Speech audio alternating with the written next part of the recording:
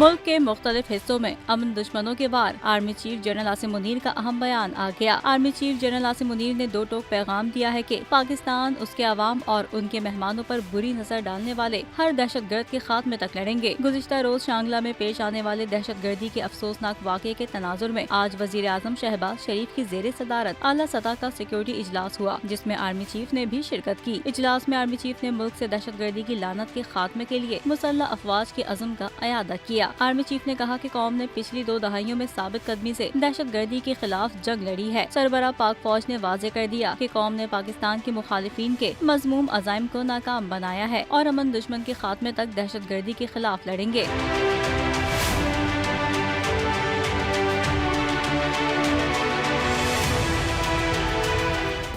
Subscribe करें और bell दबाएं ताकि कोई खबर रह न जाए।